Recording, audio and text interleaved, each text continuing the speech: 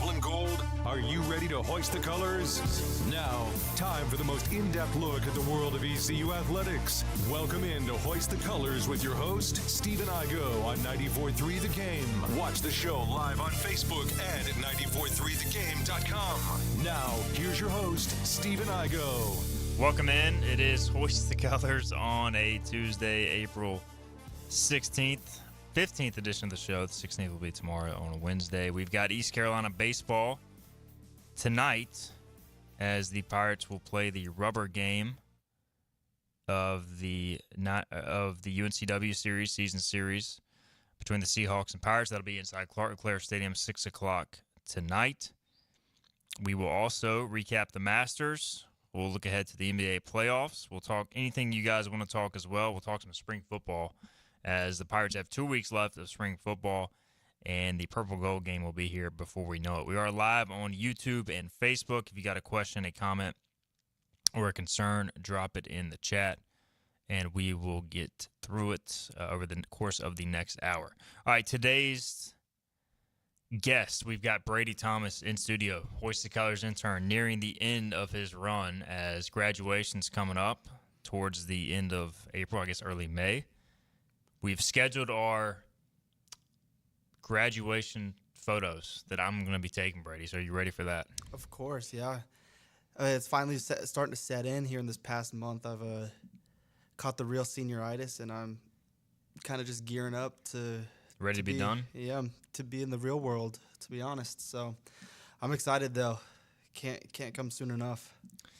Although you were saying in the chat with or me and James Giglio, I think, you said something about your coverage days are coming to an end for Hoist the Colors. A little bittersweet, right? Yeah, very bittersweet. Soaking up all the last days up in Clark LeClair. And then hopefully back in Dowdy one last time for spring football here in about 2 weeks or so, week and a half. No doubt. Yeah, it's April 26th, week and a half. So, yeah. And you'll be back for some other games. Like, for sure. Kaysen Vermaley, we can't get rid of him. He stays coming back to Greenville. So I see the same for you as well. Philip Pilkington, he's behind the glass. He is also graduated, and he still can't escape Greenville. Philip, how's it going? It's good. Sorry, I kind of messed up the beginning of the stream there and just had an image of you guys up. I apologize. I realized it was like last minute. Yeah, so good thing you guys weren't fighting each other or anything. But yeah, I would say they didn't get rid of me, and we might get rid of Brady just solely because, like he said, that senioritis is set in. He walked in, our intern Brandon looked at him and was like, "Yeah, any tests coming up?" And he kind of gave him the "I don't know, I don't care" kind of look. Like, I think Brady's ready to be gone. He's tired of us. Yeah, he's probably over it.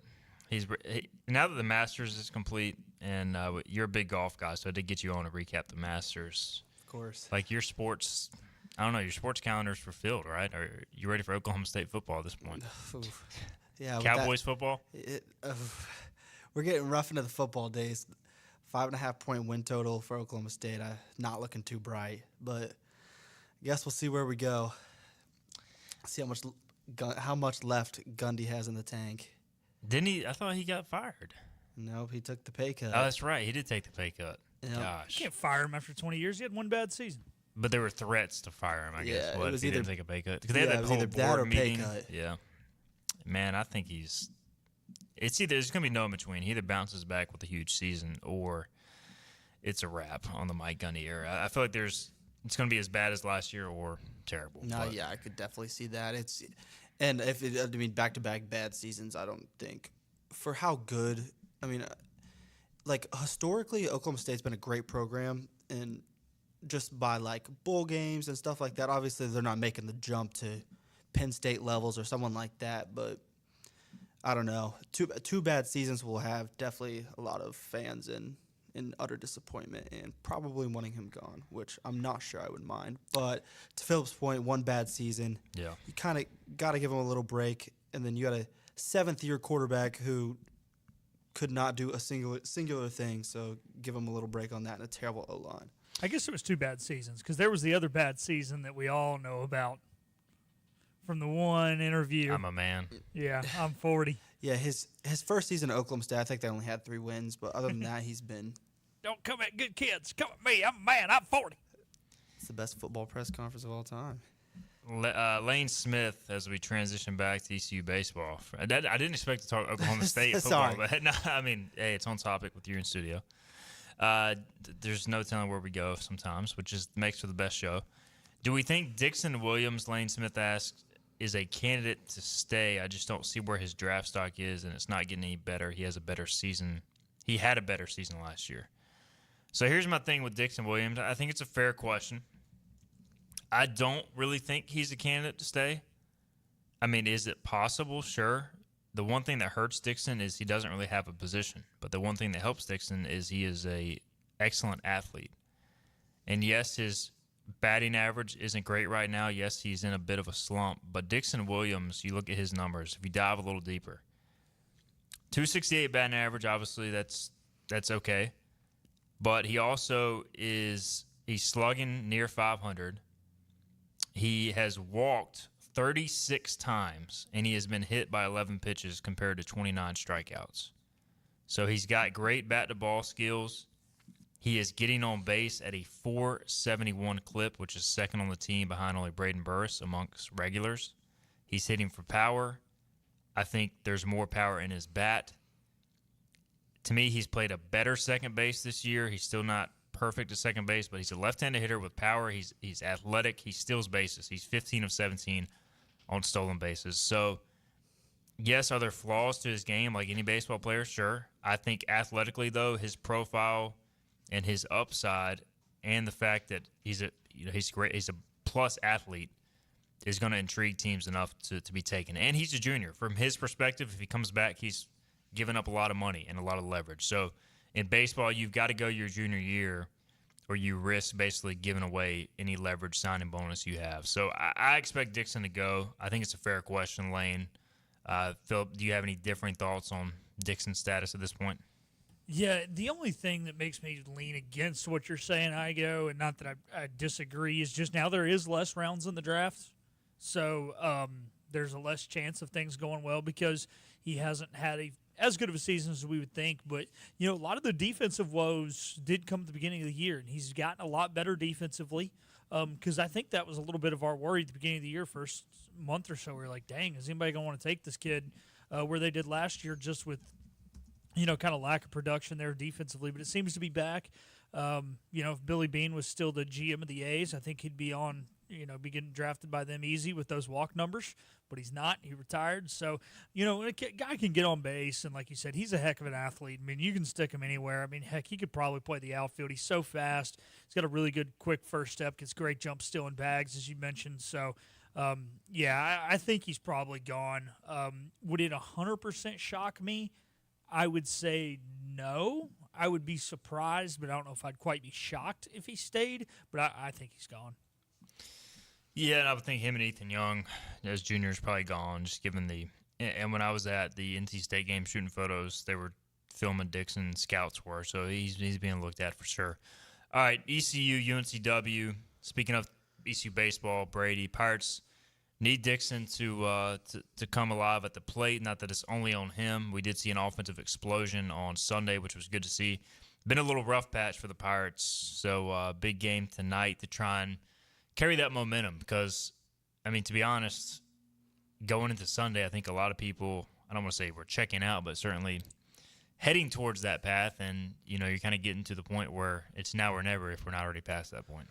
Yeah, don't disagree at all. We got a rubber match today, series at 1-1 with UNCW taking the first one in Fayetteville, ECU taking the second one in Wilmington, and now we're back in Greenville. And we got Bradley Zayak on the mound, I believe, for a rubber match, which it'll be a staff day, regardless. Yeah, we'll be flipping in and out of the rotation. This is, and you spoke of momentum. For the little momentum they have from coming to Sunday, they're going to need a win like this. And we've sat up in the box, 10 times this year talking about how ECU needs a home win to get the fans fired up. It has just kind of been a letdown at Clark LeClaire this year, and I think this could be the game. But I would say my hopes are starting to definitely die down for the baseball season, and just kind of like I've seen on social media people talking about who's going to stay and whatnot. But I mean, I'm not going that far. But yeah, my hopes are definitely not super high. So this home win would be a lot to try and another step in the right direction. Yeah, get some momentum for the back half of the season. UNCW coming off series wins over Hofstra and William and Mary. They have lost their last two midweeks to ECU and Coastal and had lost a series to NCAMT before that. Wilmington on the season, 18-18. They are 4-8 in true road games. They are 5-5 in their last 10. They are 129 in RPI. They are just having a very mid-season, much like East Carolina is to a degree compared to their expectations. So, but still, anytime you get ECU, UNCW in the same ballpark, there's going to be emotion. There's going to be energy. And I just want to see this team continue to play good baseball. Like Sunday, they scored early. They didn't walk guys, and they added on offensively. That's what I'm used to seeing out of ECU baseball, Philip. So can they find any level of consistency down the stretch is what I'm watching, or is this just going to continue to be kind of up and down like we've seen all season? I'm going to kind of build off what I said yesterday where I feel like there's different energy. There's a little good vibe in the dugout, the same vibe that I felt when they won 13 of 15. And that's just from staying both in the stands, watching them, as well as walking down on the field after the game and kind of just seeing the players interact with one another. So I think the opportunity is there, and I think if they're going to go on a run, they are currently in the right headspace. And I even asked CG after the game Sunday if I felt like they were, mentally where he thought they should be. And he said yes. And I think you guys should wait till after we go to commercial break to drink water because you guys are just in there just making all kinds of racket. Apparently we got the loudest drinks possible. Yeah, but I think ECU's in a good place to mentally to do what they need to do. Now, like you said, you still got to all put it together, but I feel better than I did at this point last week, and I think you guys need new water bottles. The comments section, I'll read some of these before we take a break and get to our water. Johnny Robertson says, hopefully the Pirates will find a way to fit Keenan Bowman into the starting lineup today. He has 7 plate appearances against UNCW and has reached base safely in all of them. 5 hits, 1 walk, and 1 reach on an error. He says the Seahawks have played 7 Tuesday night games this season and have started a different pitcher in all of them. Atticus Ferguson says at this point the regular season is for salvaging the in-state bragging rights, which ECU has to do a lot better going forward than they have this season. That's my comment, not Atticus. Atticus adds that are salvageable for this year. Finding a sustainable formula for the AAC tournament is also crucial. And then Lane Smith adds, he's got a question. Do we think if we win every conference game and only drop 2 midweeks, we slide into the 3 seed? I know that's not going to happen, but would it be good enough? At that point, Lane, probably yes. I mean, you would be talking about there's 5 weeks left in the season. If you won every conference game, you would finish the season 22-5 in conference. I mean, that would win the conference. That would mean you sweep UTSA. That would mean you sweep. I mean, that would catapult your RPI probably to the top 50. You would have a regular season conference title. I think at that point you get in. But the odds of that happening are slim to none. Anybody disagree with that? Do not disagree. That's very slim. Yeah. I think I was talking about with Coach O. First off, Atticus, it was nice to meet you on Saturday, by the way. Atticus, great dude. Yeah. It's the first time we had met in person. And then, Coach O and I have kind of talked about this. It's like if you win every game between like now and the conference championship game and then you lose it, I don't think they're going to keep you out. But let's be honest. Even if this team was sitting on 4 losses right now, law of averages in baseball, I would say they're not going to win every game between now and the conference championship game. It's not going to happen. I mean, could ECU go on another 22-game win streak like 2022? I mean, it's theoretically possible, but I just don't see it. And who knows? That's why they play the games. All right, I'll tell you what, let's get a break in. When we come back, we'll start with spring football. There's 2 weeks left, and the Pirates will hold their 10th practice today. We're going to hit on some storylines there, touch on what we want to see, and then we'll talk about the Masters as well. Brady is a golf savant, so we're going to break down what we saw at the Masters and more on the other side. We'll get to that. This is Hoist the Colors on a Tuesday. The team of Flatlands Jessup is working overtime to help ensure that Eastern North Carolinians like you get the health insurance help you need this open enrollment period. New legislation passed meaning more people than ever qualify for affordable coverage. Let us help you today. Are you ready to tackle those yard and garden projects? Come by East Carolina Tractor and Fleet, your local Coyote dealer, and check out their great selection of residential and commercial Coyote tractors. From zero-turn mowers to compact tractors to skid steer loaders, they've got you covered. Some with 0% financing for qualified buyers. Stop by your hometown Coyote dealer, East Carolina Tractor and Fleet, across from the Pitt County Fairgrounds, or online at ectfleet.com. East Carolina Tractor and Fleet. We dig dirt. Big tax credits are back. Get a 30% tax credit, up to $2,000 off your new Mitsubishi electric heat pump install. Let Comfort Master help you take advantage of the tax credits with a qualifying Mitsubishi electric ducted heat pump or non-ducted Mitsubishi electric mini splits. Mitsubishi electric mini splits are ideal for bonus rooms, garages, or sunrooms. If you need a new HVAC unit, call Comfort Master today. Call Comfort Master. Call Comfort Master. The best burgers around. Everyone loves a thick, juicy, and fresh burger. Tiebreakers in Greenville, plus the all-new Tiebreakers in Winterville. Do real burgers better than anybody. So don't just go to any burger-themed restaurant chain. It's time to break the chain and eat local. Tiebreakers, real burgers at its best. Everybody loves burgers. You know what the problem is with standard belts? Usually you have to choose between too tight or the opposite, too loose. But with Anson Belt and Buckle, you don't have to choose. We got rid of the holes and instead have a track system designed for micro adjustability. That way you can enjoy a perfect fit every time. Anson Belt and Buckle. Find your perfect fit today.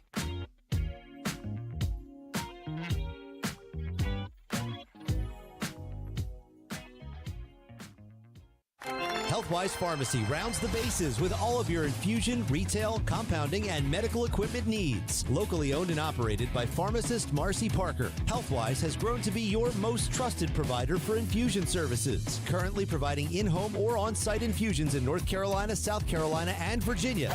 Visit Healthwise Pharmacy at 615B South Memorial Drive or call 252-295-0059 to speak to a patient service representative to find the option that best suits your needs. Tired of the 1-800 numbers advertising Medicare products? Flatlands Jessup has 6 offices all throughout Eastern North Carolina. Get face-to-face help from our local award-winning licensed team. Stop by today. Flatlands Jessup, your whole world covered.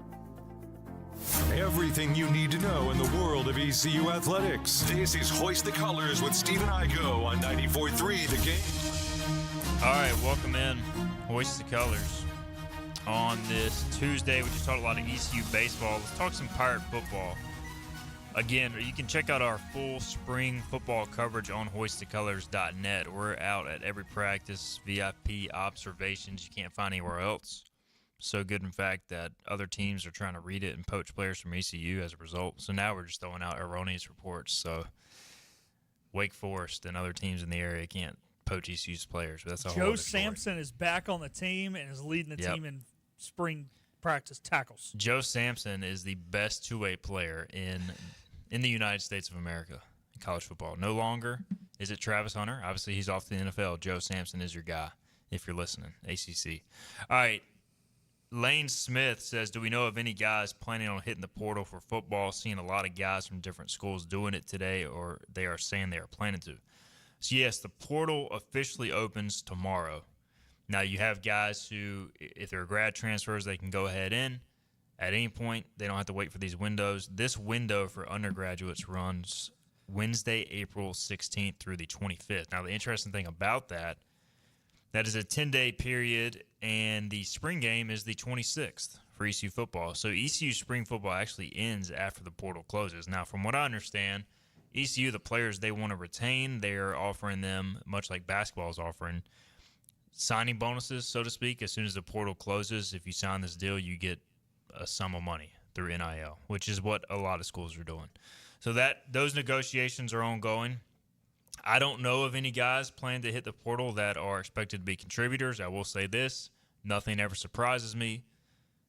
when it comes to the portal, so don't be shocked either way. I know the coaches are preparing to keep their players and have hopes of doing so, but you just never know when you get agencies and other entities involved. So keep your fingers crossed if you're the Pirates, and then obviously the Pirates will try to add.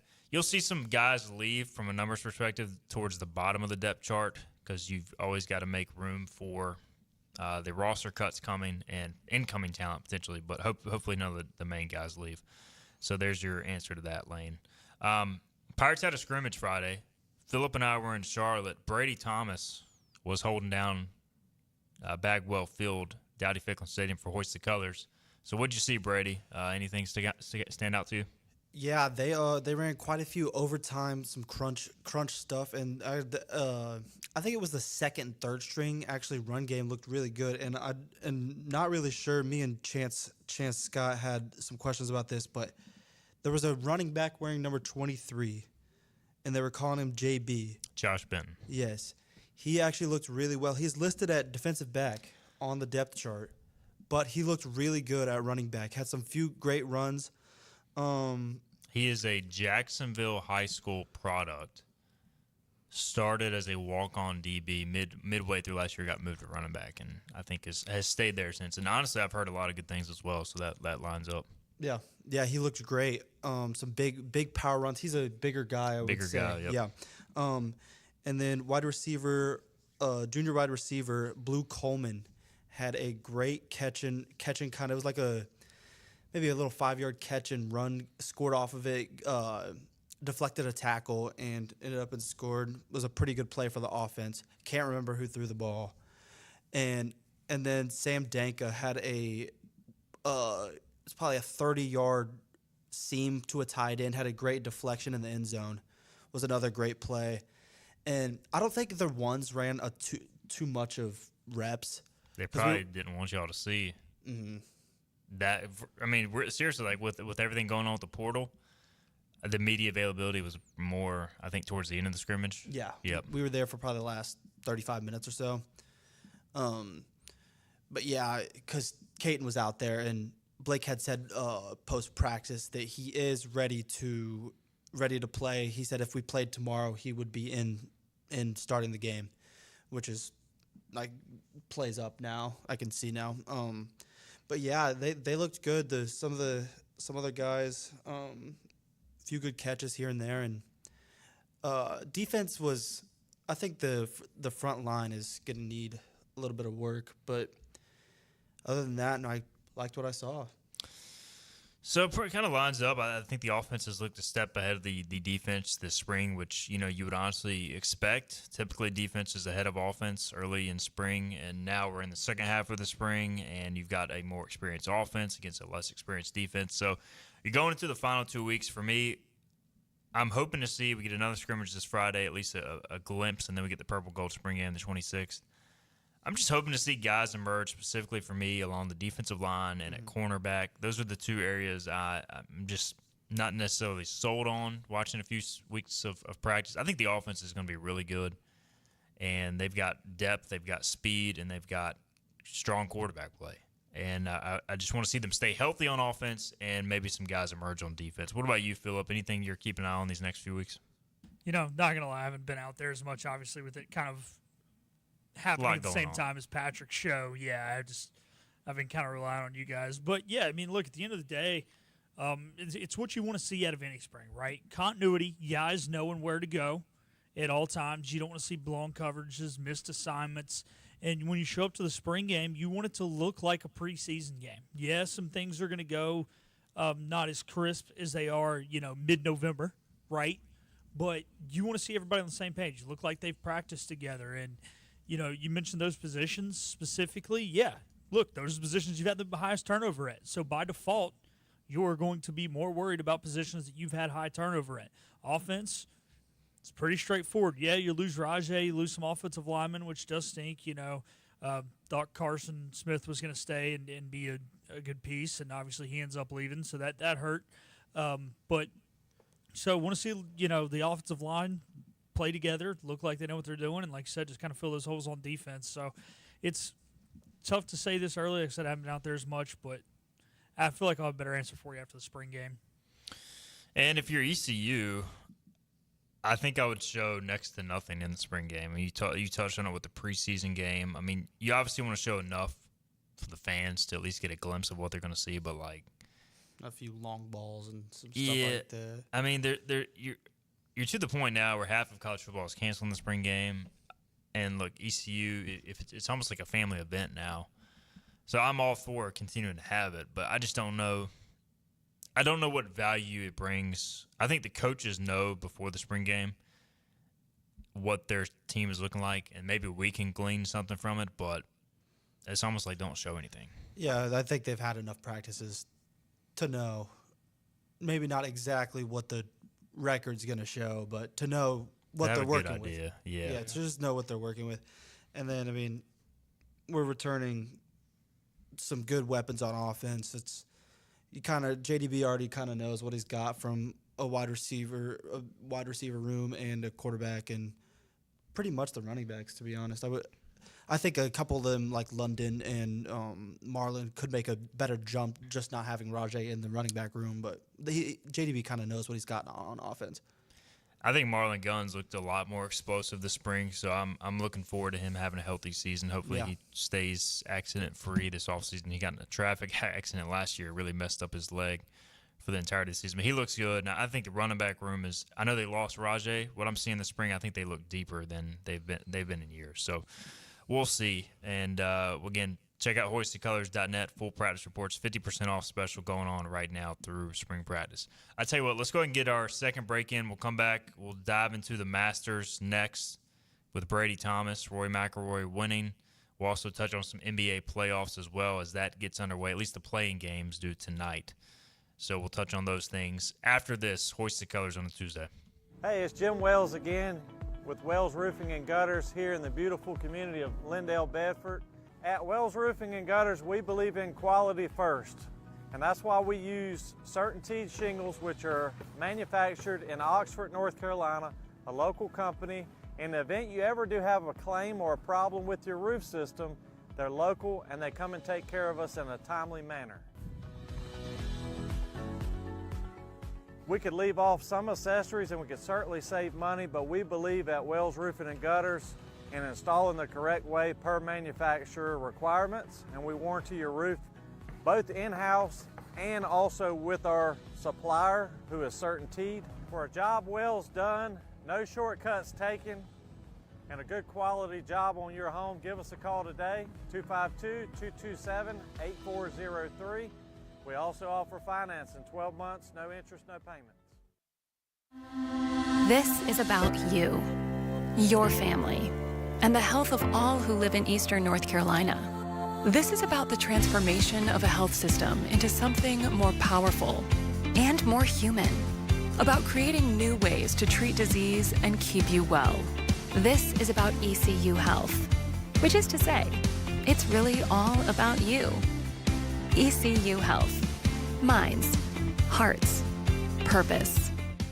You have a choice when you invest in insurance, and when you choose First State Insurance Advisors, you're working with people you can trust. Clark Stallings has deep ties in the community. His team, including Keaton Smith, Regina Asby, Phil Leyva, Max Joyner Jr., Max Joyner III, and Ginger Smith, provides knowledgeable and professional advice. First State Insurance Advisors is an independent insurance agency. They offer all types of personal insurance as well as various types for business. Call or email First State Insurance Advisors today. We want to be your trusted choice agency.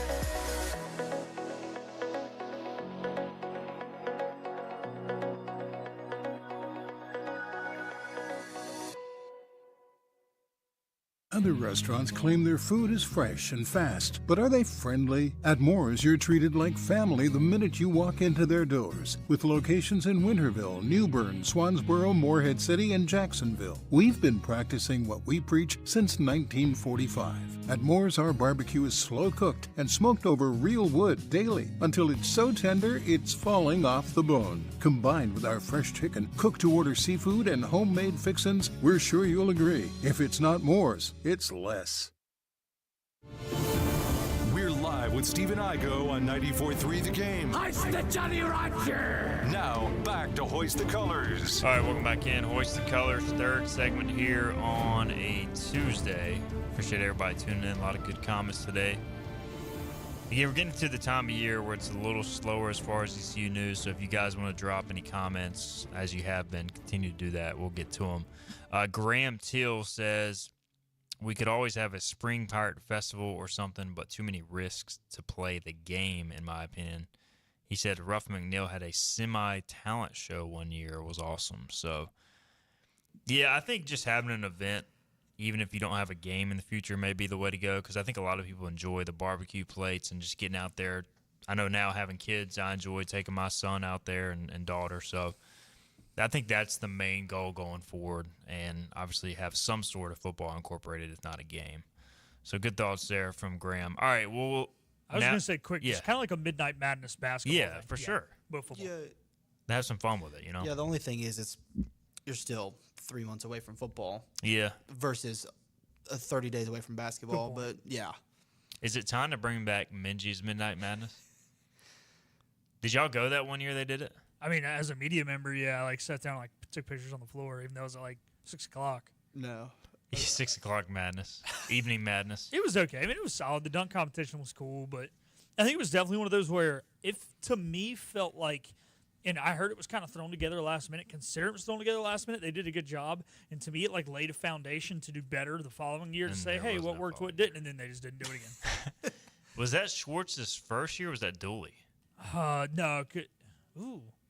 I think it was Schwartz's first year. I think so as well. Yeah. Okay. I was trying to think who did the dunking. Was it Jaden RJ? Gardner? Well, if it was Jaden Gardner, it wouldn't have been. Oh, yeah. It would have been Dooley. Somebody help us out. I know Johnny Stats knows. Johnny. Yeah, figure this out, Johnny. Do you get the stats on the 6 a.m. Minji's Madness or 6 p.m. Minji's Madness? Let us know who did the dunking at the Minji's Madness. All right, Masters guys. We touched on it a little bit yesterday with Sean Jenkins and Philip Pilkington, but we'll get the Masters take. Brady Thomas. He is a golf expert. I don't know if I'd call you an expert, but you are very much into golf. More than I am, and probably more than Philip. So what did you think of your overall thoughts before we dive into some of the top storylines of the Masters? 10 out of 10 tournament. I just think keeping it close throughout the weekend and kind of all 4 days is the way to go, and to bring in more viewers. I saw that this was the most watched Sunday broadcast in, I don't know, 10 years or 15 years or something. And the Masters and CBS always do an excellent job of broadcast. I know you don't get to see your favorite golfer who's 3 over, but they always do it at Jim Nantz and Immelman. And then Jim Nantz only said 46 words within an 11-minute span of Rory winning. He just likes to let it play out, which is the absolutely cinematic and the best way to go for an announcer. But great tournament. Masters Week is easily top 3 sporting event. I'd have to really break it down, but easily a top 3 sporting event of the year, and it was storybook ending. So before we get to Roy, what was up with the Jim Nantz hate on social media? Did y'all see this? Or every time I got on Twitter, people were hating on Jim Nantz. I'm like, are you guys losing your mind? I think Nantz, maybe it comes off as corny to people who don't follow Nantz or golf, but I know he tries to set up things and it's probably a little rehearsed, but to me, Nantz is the best, and it's not even close. So, I don't know. Am I missing something here, Philip? No, you're not. They, like Brady said, they kind of want the announcer to just kind of narrate at the Masters, and that's even different than the other golf tournaments. There are certain rules that even the announcers have to play by in Augusta that they don't have to play by at other tournaments, and I think he does a good job of doing that. So I'm with you. I love Jim. I think come 2037, when he's not doing it anymore, it's not going to be the same without him. I have got confirmation from Associate Director of Marketing with East Carolina Athletics, Parker Eason, that it was Schwartz's first year and that RJ competed in the dunk contest. That's kind of what I thought, yeah. Yeah, I just I don't know. A lot of people hating on Jim Nance for some reason, so it is. People just want their 15 yeah, seconds. I guess that's what it is. Different. A lot of course, Live Golf Nation would tweet Jim Nance is overrated, so maybe we could turn this into Live versus PGA. That dude's a real troll. To heck with the Ryder Cup and the President's Cup. Live versus PGA, baby. Yeah. Oh, that would be awesome. So Rory gets his Grand Slam, and look, I mean I said it yesterday, Brady, but like the emotion, you could just see the relief like coming off his shoulders and his face. It was pretty emotional to watch. Yeah, that's one of the most. I mean, I've been watching golf every weekend for the past 10 years, and that's definitely one of the more emotional scenes I've ever seen after making the last putt. I mean, it was all the way from making the last putt, going to his D's, to all the way to the clubhouse, of just full of emotion, and it's always cool to see your buddies there. The Shane Lowry and Tommy Fleetwood were standing off the 18th green, ready to congratulate him. Two guys from Europe, so it's always cool to see that, and that's what he needed. He's taken down the three biggest events this year. To Quail Hollow, better watch out in May, because I can tell you that Rory McIlroy and Quail Hollow go together like peanut butter and jelly. That guy absolutely dominates that course. So if there's anybody to predict who's going to win the next 5 tournaments, it's going to be Rory. I mean, he's looked sharp as can be, and nobody's won the Masters with, I don't know, he ended up with 4 double bogeys or something like that. Yeah, 4. Absolutely incredible. I mean, nobody had one with 2, and he had 4 and still comes out on top. So the thing is, he won the Open, which was the 3rd leg of his Grand Slam in 2014, so he had to wait 11 years to finish it off. So, I mean, that's a long time. That's a lot of weight being lifted off your shoulders. Yeah, and if he didn't win Sunday, he was never going to win. Yeah, like, I mean, that's the thing. When he missed that putt, we were texting with James, and I thought it was done, man. I don't know how you come back from that, but he did. Yeah, and he couldn't have played the 18th better. Drive it right down the middle, wedge shot to 5 feet, and make the putt. I mean, you literally can't play any better golf than that.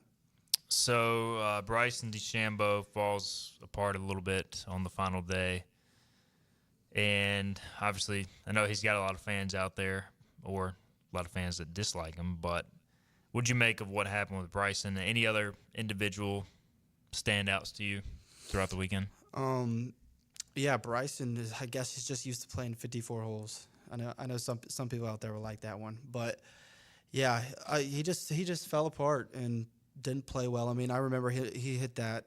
I don't know if the shot was on, I think 13, the par 5, and he said, "I'm just playing so bad today." It was just every iron shot was long of the green, and you're not going to win when you're scrambling all day at Augusta. But yeah, actually, somebody that stood out to me was Patrick Reed.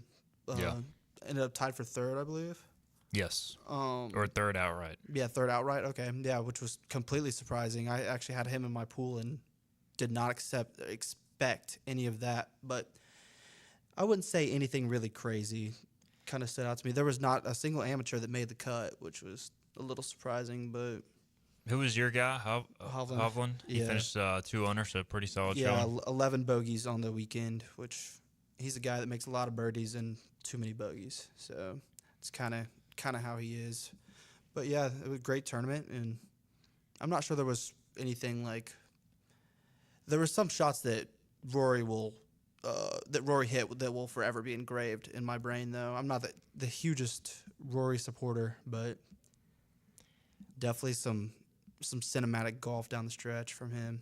What did you make of, Bryson said that Rory didn't speak to him the whole final day. I don't know if you saw this, but basically, and it's not, I don't think DeChambeau was like trying to make a big deal about it, but the media did. Basically, Rory was so locked in on trying to win. That's how I took it. I don't think he was trying to be disrespectful. I think that's how Rory is. Rory's not a guy that's like Bryson. he's not hyping up the fans after he makes a putt or something like that. He's a guy that's gonna do his work and head right to the next tee and just inform, which is completely fine. I mean, I don't know. You can date back to 2019, Tiger Woods, when he played with Tony Finau and somebody else, Philip. I don't know if you know that off the top of your head, but Tiger Woods told Tony Finau an expletive of like, "Don't talk to me," like this whole day. So I'm really not surprised, to be honest. But the media will do anything to like get on Rory, which is, I don't know. Golf media, I mean, I feel you have to create some headlines. Yeah. Go ahead, Phil. Well, there's been a little. Rory said some things about the live guys in general, and I think that's the only reason they're making something out of this. Had it been another guy who's not on live, they never would have said anything about it. And it's very common. There's been guys, talk about how, hey, I was grouped with the guy Thursday, Friday, and he was nice and he was talkative. And then I got paired with him either Saturday or Sunday, and he wouldn't say 2 words to me. I think you're in contention to win on the weekend, and you got to be locked in a little different. Yeah, every shot counts as one, right? They're all the same, theoretically. But we know they're really not. And how a guy acts on Thursday is not how a guy acts Sunday. You got to be locked in, and especially when you double the first. And he was locked in, and obviously it worked out because he's got a piece of green silk around his shoulders that only few have. Yep. So the PGA Championship, Quail Hollow, will be the next major in mid-May. So you're saying you're putting your money on Roy back to back? Yeah, the odds are going to be majors? low, but he's won there at least 3 times. I know that. I think he's won there. Don't quote me on this. I think he's won there 3. He's lost in a playoff to Ricky Fowler there. Yep. He won there last year. So I mean, it's literally like peanut butter and jelly. I mean, he tears that course up. Yeah, I was trying to see. Looks like Jack Nicklaus has won back-to-back in the majors 3 times. Tiger Woods won back-to-back as well. So it has happened a handful of times. Brooks Koepka has won the PGA Championship and U.S. Open back-to-back. Mm-hmm. And then Tiger back in 2001. Those are the last 2. He won the PGA, U.S. Open, and the Masters. So yeah. Speaking of Brooks Koepka, his major juice is finally gone. He was my pick, and that didn't turn out so well. Yeah, because he used to come different in majors, and I just think that's kind of fizzled out for him. I think from what I've seen, I think he wants to come back to the PGA Tour. Yeah. What's up with Harold Varner? Is he still doing just live? Yeah, so he's on live, and the thing is, though, like, technically the live guys are not contributing to the World Golf Rankings, so they don't really qualify for these events. They special invite the guys that are at the top of the list, but because he didn't have the World Golf Ranking when he went to live to kind of protect himself and keep him into majors, he kind of gets hosed. But he's got that live contract and that live money, so, Yeah. I think I would take the money as well. I know it's kind of sketchy money, but that's a whole different conversation. It's sketch, man. It's oil money. We know where it's going. It ain't like it's mob money, man. It's oil money. Whole show on that. HV3 net worth of $10 million, according to Google, so I think he's doing all right. But, all right, one of the biggest ECU supporters and obviously golf alum.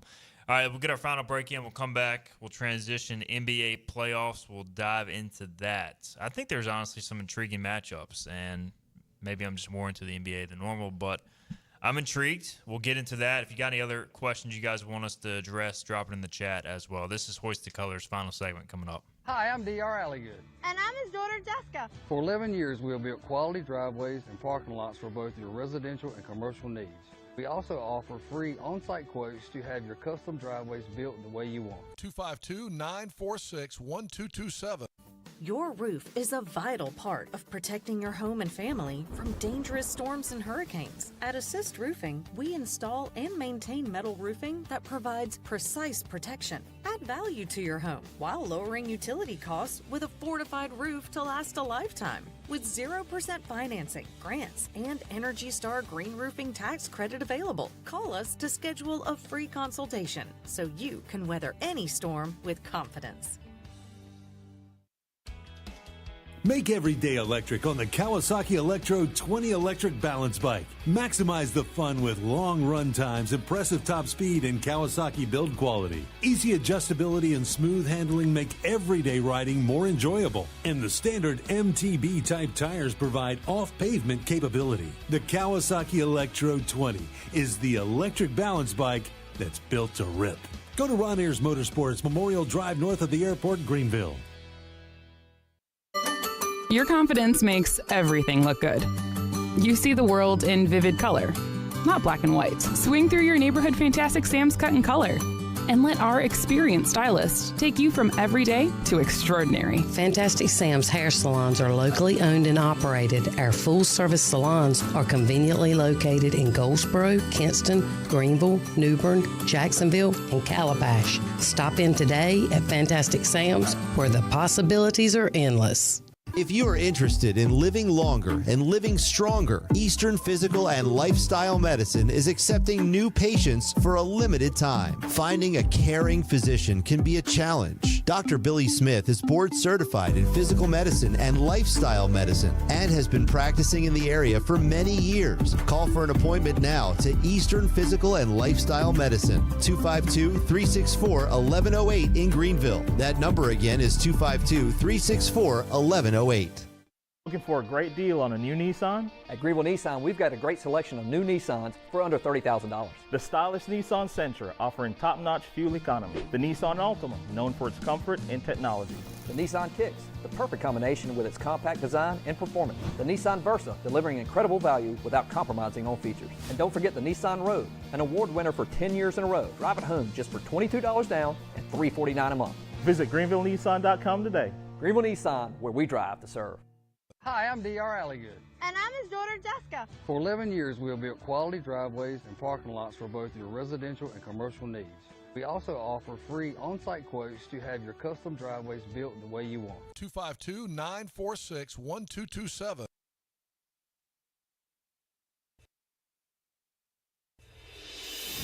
Climb aboard as we set sail and hoist the colors. Ahar, matey! Back to the show with Steve and I go on 94.3 The Game. Colors. We're so busy talking about Boston sports documentaries, and there being too many of them, that we almost missed coming back from break. Speaking of Boston, the Celtics are one of the favorites to take home the NBA title. Obviously, they won it last year. The NBA playoffs get underway this week. The play-in games start tonight. So if you don't care about the NBA, I'm going to give you a few reasons to watch. First, I'll run down the play-in games. We got the Kings and the Mavericks, which, to be honest, they're just playing most likely to get boat raced by Oklahoma City. The Warriors and the Grizzlies play in the 7-8 game. The Warriors, if they win, the winner of this game will go on to play the Rockets, who are the 2 seed, but quite honestly, a lot of people expect them to lose early in the playoffs. We'll see if it happens in the first round. So in the West, you got OKC as the 1. They await the final play-in winner. The Denver Nuggets won their final 3 after firing Michael Malone. They host the Clippers in a 4-5 series that should be really good. The Lakers and Timberwolves, 3-6. This should be highly entertaining. I think this is the series I'm looking forward to most. And then you got the Rockets set to host either the Warriors or Grizzlies. The Cavaliers are the top seed in the East. The Celtics are the 2nd seed. The play-in games in the East, you've got the Bulls and the Heat in the 9-10 matchup, and then the 7-8 is Magic Hawks. The East just isn't very good. Anyways, the Pacers and the Bucks 4-5 game, or series, and then the Knicks and Pistons in 3-6 series. So there is your NBA playoffs. I'll ask you each first. What is your level of interest, Brady, in these playoffs? We going out of 10, 1 to 10? 1 to 10. Considering the Heat should not even be in the playoffs and should have been tanking for a lottery pick, I'll say 6. Do you have a favorite team? It is the Heat, because of Tyler Hero. Okay, that's right.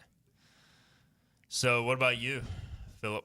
Well, considering my Bruins are as far at the bottom of the Atlantic as the Titanic is right now. I've got to have a huge interest in the NBA playoffs because the Red Sox can't beat the White Sox and the Bruins stink. So that's all I've got going for me other than ECU baseball. So it's like a full-on 10.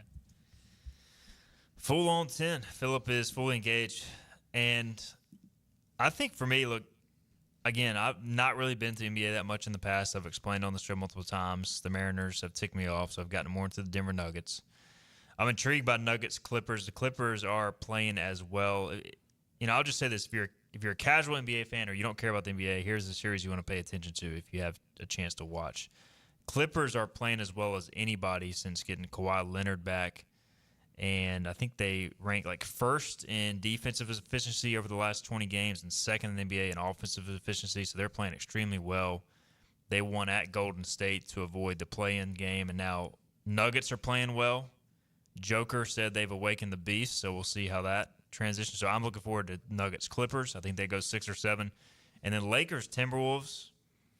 Anthony Edwards in the playoffs. He killed the Nuggets last year. You've got star power here with LeBron and Luka.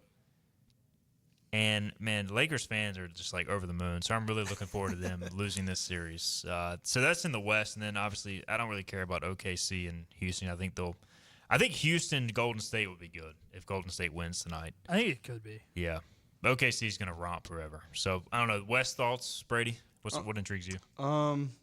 Intrigues me, to be honest, I think Oklahoma City will be back in the same spot, conference finals for the West. And then I'm not going to lie, I could see the Warriors kind of making it out. Jimmy Butler.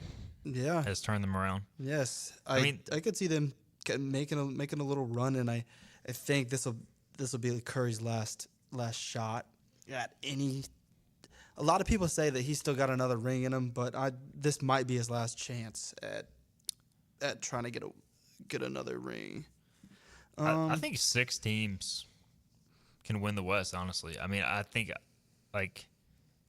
OKC, Clippers, Denver, Lakers, Timberwolves, Golden State Warriors. Any of those teams can win. Definitely a lot more contested than the East, and going to be far more interesting as well. The odds. What do you think happens? I just got a question before you read them off. I want to ask you this. What happens if Golden State loses tonight and then wins Friday? Do you think they can hang with OKC? You think they can hang with the Rockets? Do they hang with OKC if they end up the 8? I think they can definitely hang with OKC. Yeah, I mean, OKC is obviously an interesting team because really good. I mean, you can't deny it. They're more deep than anybody, and that is crucial over the course of the regular season. I do wonder, like, in the playoffs when your rotation shrinks and everybody's playing intense. Like, I was listening to something the other day. The Rockets' biggest advantage is they're young and they play every game 100 miles an hour. So once you get to the playoffs, like, everybody's playing that way. So it kind of negates that advantage. Yeah. Like, Denver played their starters in the finale and just crushed them. Yeah, and then you got team like OKC that OKC's better though, but I think Golden State can hang with them. I just don't know if they can win. I just don't know if Golden State's that good to take out OKC in a 7-game series. Yeah, and then you got OKC that's got 3-4 elite defenders on their team that can lock up just about any team. So I'd be interested. It's just the inexperience is the only thing that gets me, and we're going to be saying that for the next 3 seasons too. Yeah, they kind of remind me of Duke in a way, you know? It's like, man, they got these great defenders. They do have the offensive firepower, but our matchups and lack of experience going to hurt them at the very end of this thing. That's kind of how I feel about it. I'm not saying they can't win it. Yeah. Just like I wasn't saying Duke couldn't win it, but I'm not predicting them to. The odds look like this as far as winning the title. OKC, according to BetMGM, at the top at plus 175. Boston, second best odds, followed by Cleveland. The Lakers have the 4th best odds. Golden State has the 5th best odds. Denver, 6th best, followed by the Knicks, Clippers, Timberwolves, and Rockets in that order. So, like, I agree, like, in general, those are probably your 10 most favored teams to win. I don't really see anybody else capable of making a run. Your thoughts on the East, Philip, if you have anything to add on what's your Celtics? Any teams worry you besides the Cavs? I mean, no. New York, Boston, right? Yeah. The favorite's been burnt. So if in the second round it's the Knicks, I mean, take away the New York-Boston aspect, I don't see any worry. But, Jalen Brunson gets hot. I mean, they've got the talent. It just seems like it never comes together for an extended period of time enough to do it. So I don't totally count them out. Boston is a little banged up, but still, again, I think the East will be decided in the Eastern Conference Finals, and the 1 and the 2 will be there. You got age and experience versus young and exciting. And, like you said, the West is going to be more the fun side of things to watch. It just stinks for people trying to get into it here on the East Coast because all the good games are probably going to be the late games.